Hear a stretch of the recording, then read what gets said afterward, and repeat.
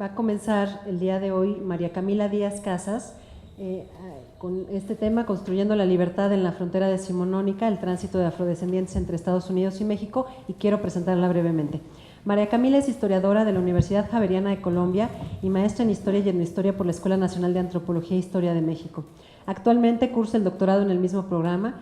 Su trabajo de investigación se ha enfocado en la acción colectiva de la población esclavizada en el siglo XIX y su participación en las guerras civiles y los partidos políticos de Colombia. Asimismo, ha estudiado las representaciones y prácticas sobre los afrodescendientes en el México decimonónico en el marco de la construcción de la nación y de la ciudadanía. Entre otras publicaciones, María Camila es autora del libro editado en 2015 por la Universidad del Cauca, Colombia, Salteadores y cuadrillas de malhechores, una aproximación a la acción colectiva de la población negra en el suroccidente de Nueva Granada, 1840-1851. Te doy la palabra. Muchas gracias. Antes de empezar, quería agradecer a Adriana y a Natalia por haberme invitado a participar en esta mesa y pues por supuesto quería agradecerles a ustedes por su presencia. Mi ponencia en el marco de estos estudios de frontera es un trabajo histórico en el que tiene como objetivo que reflexionemos sobre el hecho de que las fronteras son construcciones históricas y se construyen a través del espacio y del tiempo.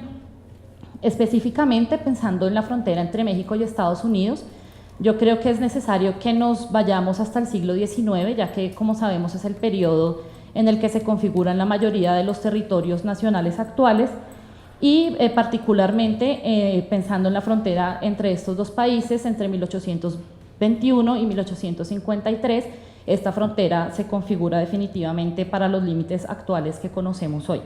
Yo traje unos mapas para mostrar muy brevemente cómo es este cambio de la frontera. Acá tenemos este mapa de 1819 en el que se puede apreciar cómo el límite de los territorios de la corona española va hasta el Oregón, ahí se ve el territorio en rosa, como para 1824 este territorio lo hereda México independiente y los límites de México independiente casi que son idénticos a los de los territorios de la corona española, pero como ya para 1853 en blanco podemos ver todos los territorios que se pierden con la guerra de independencia de Texas y la guerra de secesión y la guerra de intervención, y en naranja podemos ver el territorio de la Mesilla que se pierde con un tratado de 1853.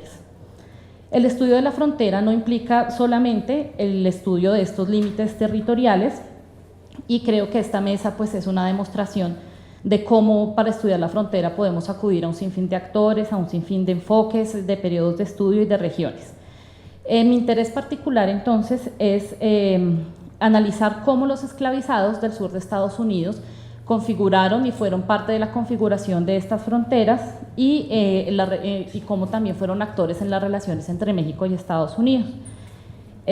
Mi interés más general es pensar en cómo los esclavizados son actores de estas fronteras, sin embargo, por el corto tiempo que tenemos en esta ponencia, pues voy a hablar específicamente de cómo los esclavizados del sur de Estados Unidos construyeron una percepción particular sobre la frontera que vamos a ir viendo más adelante. Esta percepción de la frontera que construyen en los esclavizados se da también en un contexto en el que los esclavizados se fugan a México, sobre todo en el periodo entre 1821 y 1866, y pues este contexto va a ser particular para que se cree esta percepción de la frontera que vamos a ir desarrollando a lo largo de la ponencia. Tenemos también algo muy importante que es el contexto histórico y quería empezar brevemente con esto, explicando en qué contexto se dan estas fugas de los esclavizados de un lado a otro del río Bravo y también en qué contexto es que se crean estas percepciones.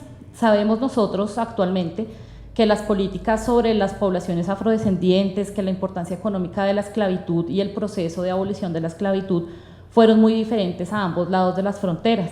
Mientras en México la esclavitud perdió relativa importancia como producción económica, como un sistema de producción económica en el siglo XVIII, y mientras hubo un proceso de abolición de la esclavitud que relativamente fue temprano, en México acuérdense que la ley de abolición de la esclavitud fue en 1829, tenemos en el lado contrario de la frontera otra dinámica.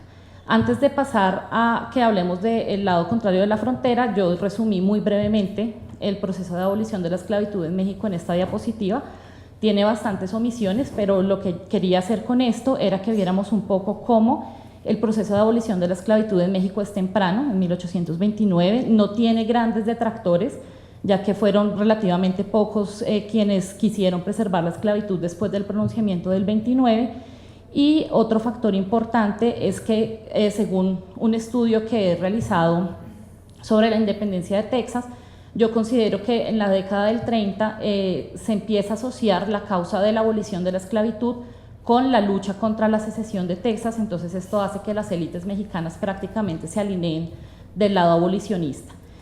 En contraste, entonces tenemos en Estados Unidos un proceso de abolición de la esclavitud que ameritó una guerra civil.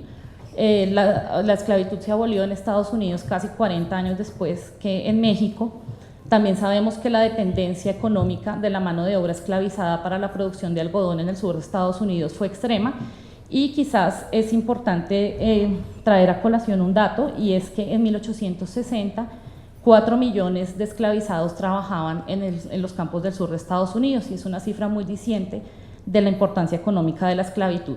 Entonces tenemos a ambos lados de la frontera dos realidades totalmente diferentes.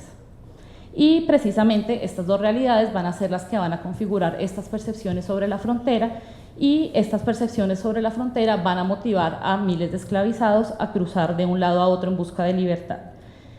Voy a empezar entonces hablando de la concepción que tenían los esclavizados sobre la frontera. Sin embargo, antes de entrar específicamente a los testimonios, quería traer a colación también una referencia sobre Texas que hace Manuel Mier Terán, que sabemos que es el oficial mexicano que se nombra en el gobierno de Vicente Guerrero para fijar los límites entre Texas y Estados Unidos en los años 30. Mier Terán hace una visita a Texas, hace como una especie de diagnóstico de la situación de Texas. Sin embargo, para los intereses de esta ponencia, yo quisiera leer una cita muy corta sobre el testimonio de Mier Terán. Abro comillas.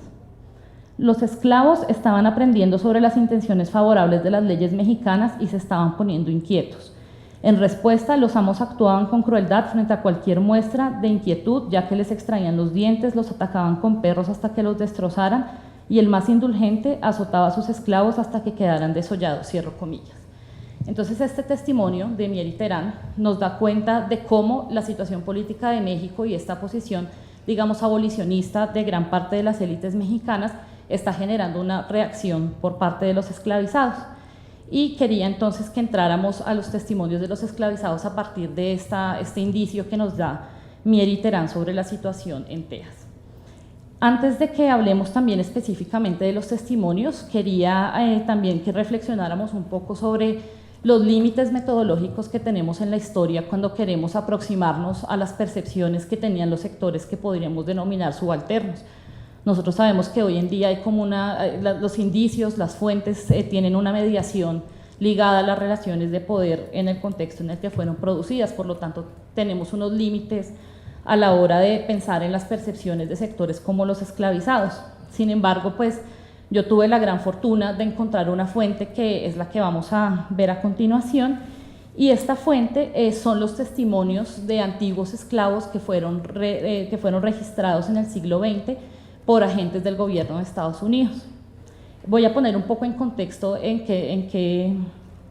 cuál es el contexto, perdón la redundancia, en la que se hacen estos registros, y es que, bueno, en 1937 la agencia del Estado Work Progress Administration crea un proyecto que se llama Federal Writers Project. Este proyecto tiene como fin emplear a mano de obra que había quedado desempleada por la Gran Depresión de 1929, y el proyecto entonces contrata a varios entrevistadores que van a ir a hacer entrevistas a antiguos esclavos para que ellos cuenten sus experiencias de la esclavización.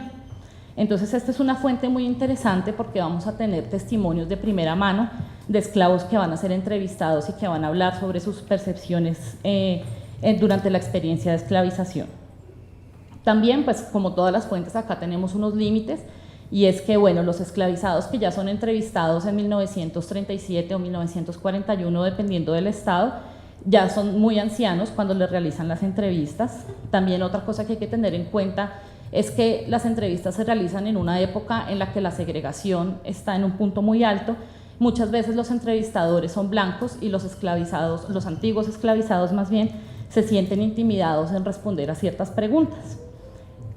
Pues ya se imaginarán ustedes cuánta información no tiene esta fuente para que pensemos en la esclavitud en el siglo XIX en el sur de Estados Unidos. Sin embargo, pues como el tiempo es corto y los intereses de esta ponencia pues son muy acotados, entonces yo solamente me voy a referir a las narraciones que hicieron estos esclavizados entrevistados sobre México, sobre la frontera y las concepciones que ellos tenían al respecto.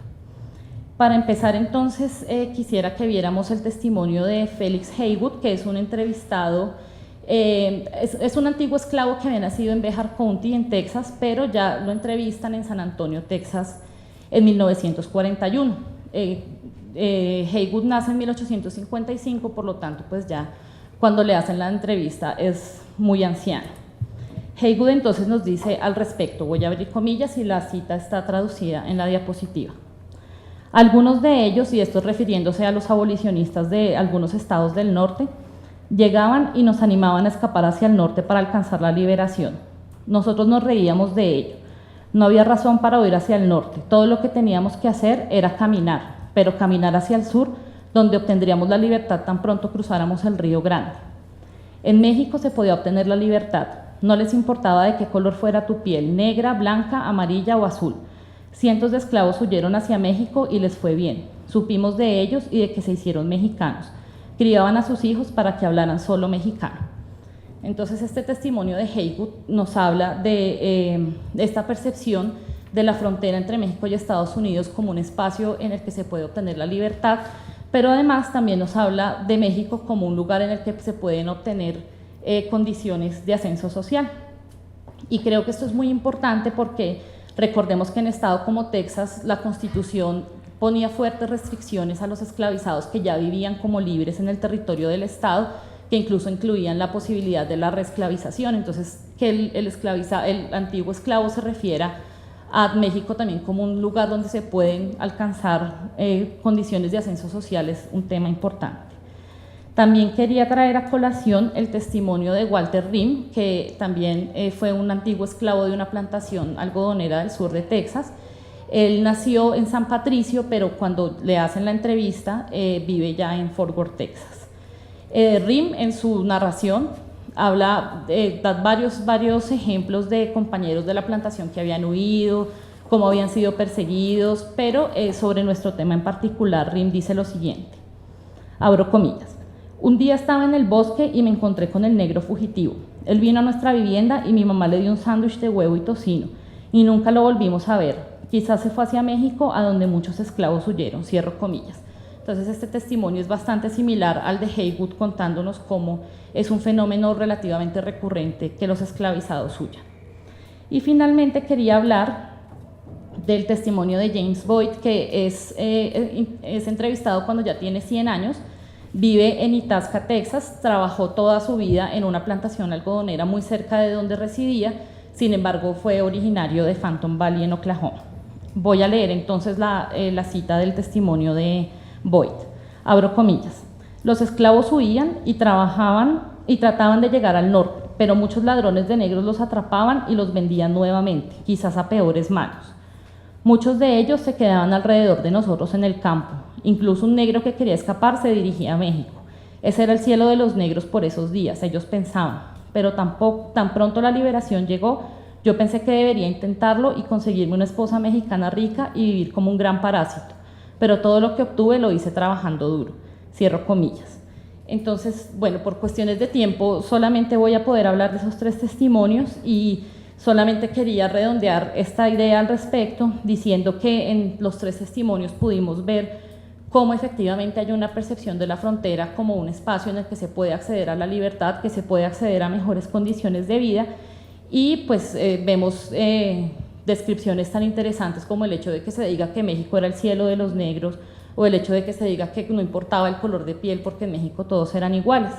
Y yo quiero llamar la atención sobre estos testimonios porque recordemos, como dije al principio, que estas entrevistas se realizan en el siglo XX, se realizan en 1941, entonces creo también que es un dato importante que pensemos que casi un siglo después de que se prohíbe la esclavitud en Estados Unidos, aún los esclavos siguen hablando, los antiguos esclavos siguen hablando de la importancia, gracias, de la importancia de México como un lugar de libertad.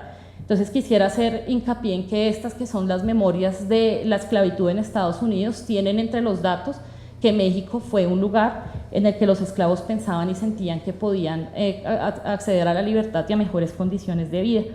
También pues por tiempo no voy a poder hablar de otros temas que tenía preparados, sin embargo quisiera redondear mi presentación con 3 últimas ideas.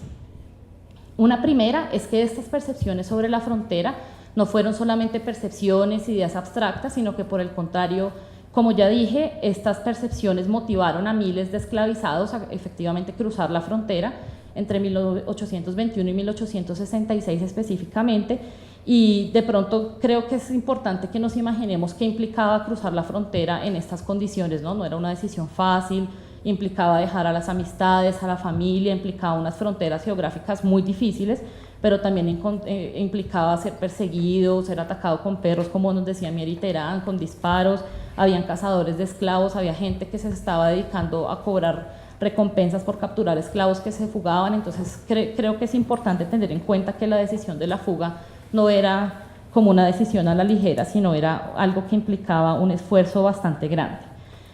Otra segunda idea con la que quería terminar es que el Estado mexicano responde a estas fugas de varias maneras, pero por el tiempo y para resumir en general, yo creería que el Estado mexicano desplegó toda una retórica durante este periodo para efectivamente presentarse como un defensor de los esclavos, como un refugio de los esclavos, pero creo que hay muchos ejemplos puntuales en los que se puede ver que no fue una retórica solamente y que el Estado efectivamente empleó medidas y se enfrentó muchas veces con Estados Unidos al respecto de este tema.